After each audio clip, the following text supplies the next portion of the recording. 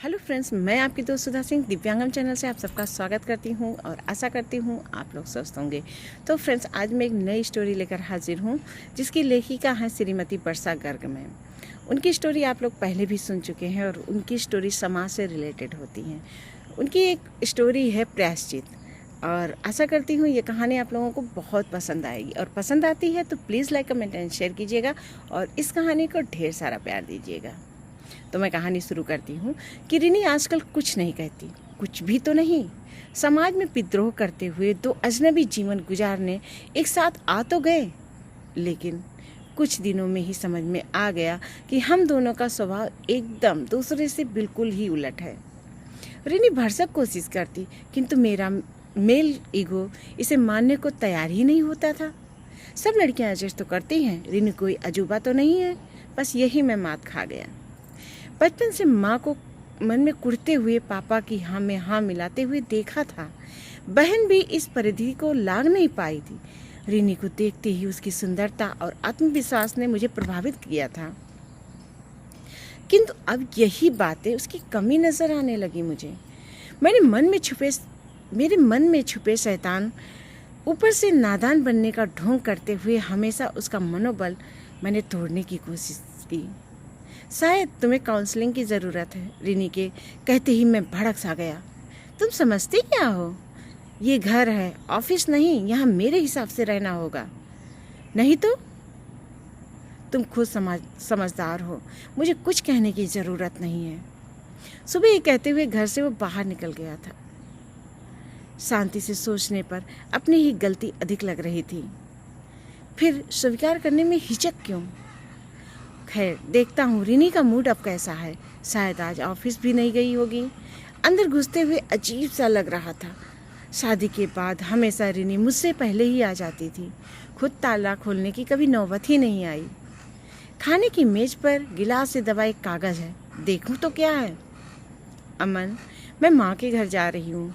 बहुत कोशिश की, किंतु तुम अपना रवैया बदलने को तैयार ही नहीं होते हो।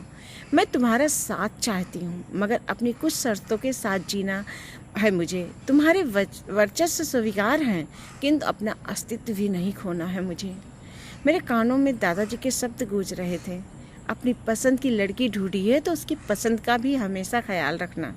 एक बार रूढ़ी तोड़ी है तुमने, अब दोबारा उसे इन्हीं रूढ़ियों से मत जकड़ना।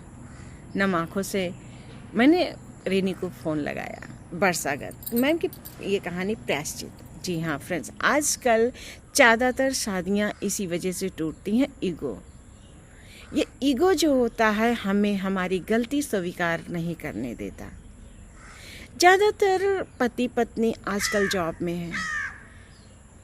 आप चाहते हो कि एक लड़की जॉब करे, लेकिन आप चाहते हो कि वो अपने मन की कुछ भी ना करे, अपनी आज़ादी को ना पसंद करे, अपनी पसंद नापसंद तुम्हारे हिसाब से करे। पर ये तो गलत है। आप दो अलग अलग इंसान हो। आप दोनों की पसंद अलग अलग हो सकती है। आप दोनों एक दूसरे से प्यार करते हो तो आप दोनों एक दूसरे की कमी के साथ एक दूसरे की गलतियाँ भी एक्सेप्ट करो। कोई भी रिश्ता बिना एडजस्ट किए नहीं चलता है। पति पत्नी का हो, हाँ, पहले ज़माने में लोग जब अपनी पसंद से शादी नहीं करते थे या ये नहीं ढूंढते थे कि लड़की जॉब करती है कि नहीं करती है, तब वहाँ पर औरतें अपने पति की सारी बातें सुनती थीं। उस टाइम पर औरतों में शिक्षा की भी कमी थी। पति कुछ भी कह दे रहा है तो वो सर झुका कर सुन लेती थी। आजकल की लड़कियां पढ़ी लिखी होने के साथ साथ स्वतंत्र विचार की हैं, जहां पर वो अपना डिसीजन खुद लेती हैं। कहीं ना कहीं ये ठीक भी है कि आपको अब सिर्फ जॉब करनी होती है या सिर्फ बिजनेस करना होता है और आप घर के प्रति बिल्कुल आप लोग सोचते हैं कि हाँ, पत्नी है वो सब संभाल लेगी।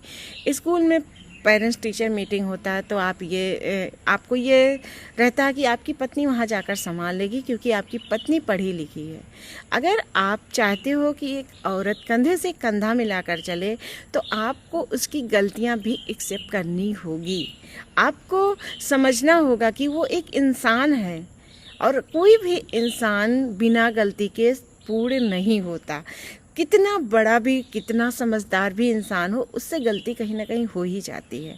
तो यहाँ पर इस बात को इशू बढ़ाने से अच्छा है कि और पत्नियाँ करती हैं, औरों की पत्नियाँ करती हैं। कभी कभार ऐसा भी होता है, लोग अपने घर की बातें छुपाकर अपनी पत्नी या पति की अच्छाइयाँ सिर्फ बताते हैं।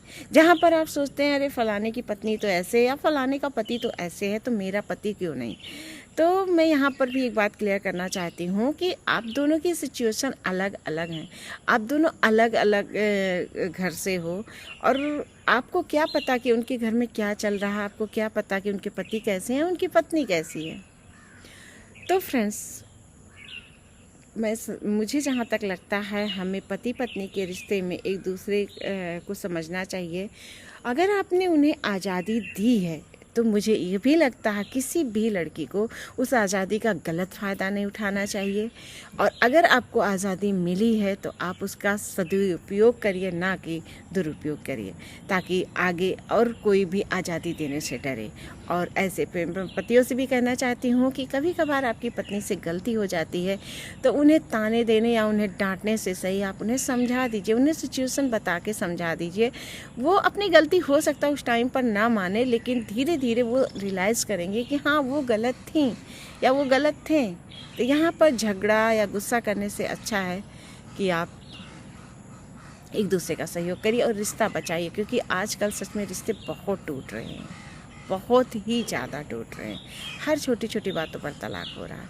तो ये हमारे सनातन धर्म की कहानी वो नहीं है। हमारे सनातन धर्म में तलाक नहीं होता।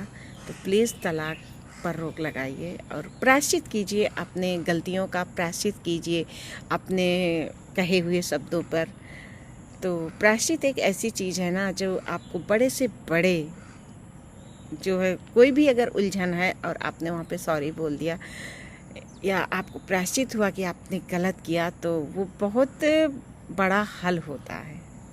तो बस फ्रेंड्स, वर्षा मैम की ये स्टोरी अगर आपको पसंद आती है तो please like comment and share कीजिएगा, और इस कहानी को ढेर सारा प्यार दीजिएगा और लोगों तक पहुंचाइएगा, क्योंकि लोगों में मतभेद बहुत ज़्यादा हो रहे हैं। मतभेद और मनभेद दोनों बहुत ज़्यादा हो रहे हैं।